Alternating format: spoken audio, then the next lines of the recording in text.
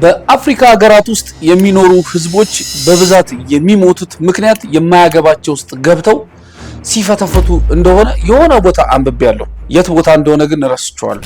አንዳንድ ሰዎች አላችሁ የማያገባችሁ ውስጥ ገብታችሁ የምትፈተፍቱ እኛ እናቀላችኋለን የምትሉ የራሳችሁን ህይወት ዝም ብላችሁ ትታችሁ ስለሰው የምታወሩ የናንተን ጉዳይ ማስተካከል ሲገባችሁ የናንተን እርግፍ አርጋችሁ ትታችሁ ልክ እንደ ፐርፌክት እንደሆነ ሰው መታችሁ የሌሎቹን ሰዎች ህይወት የምትነካኩና የምትዳፈር በቃ በጣም የሚያስጠላ ነገር የምታደርጉ አረ ተው እንደው ልቦና ይስጣችሁ። በእውነት ፍቄ ፍቃዱ ነኝ ከሜዲኪዩር ሜዲካል ኢንፎርሜሽን ሴንተር።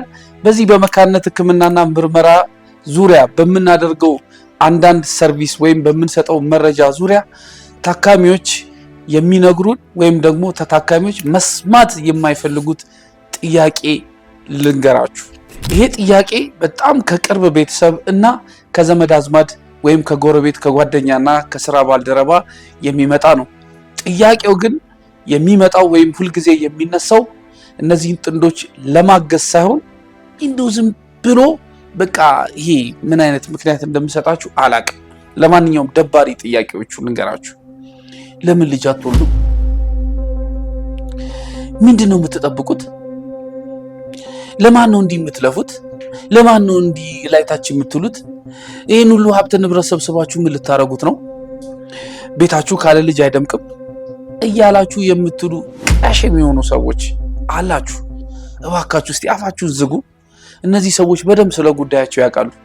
ደግሞ የባስ ብሎ ደግሞ የቅርብ እናትና አባት እህት ወንድም እነሱን ከማገዝና ከመርዳት ይልቅ እየመጣችሁ ለምን አያት አታደርገኝም ለምን አያት አታደርገኝም የምትሉ ለምን አጎት አክስት አታደርገኝም እያላችሁ ሁልጊዜ ቤታቸው በመጣችሁ ቁጥር እለት የምትጨቀጭቋቸው አንዳንዶቹ ደፈር ሲሉ ደግሞ መካንነት በእኛ ዘር የለም እያላችሁ የምትመጻደቁ እናንተ የምርጥ ዘሮች የወላድ ዘሮች ይሆናችሁ።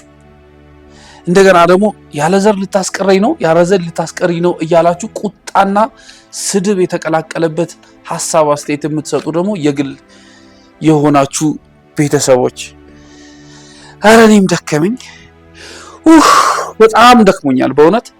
እኔ እንዲህ የደከመኝ በዚህ ችግር ውስጥ የሚገኙ ሰዎች ደግሞ ምን ያህል እንደሚደክማቸው ሳስብ ትንሽ ልቤን ያሟል። እባካችሁ ተውላቸው። እነዚህ ሰዎች ያውቁታል የት ቦታ ምን ማድረግ እንዳለባቸው፣ የት ቦታ ሄደው ምን ማድረግ እንዳለባቸው። ውጡ ከዚህ ሙድ። በቃ አይመለከታችሁም። ህይወታችሁን ኑሩ። ስለደከመኝ ነው። ቻው።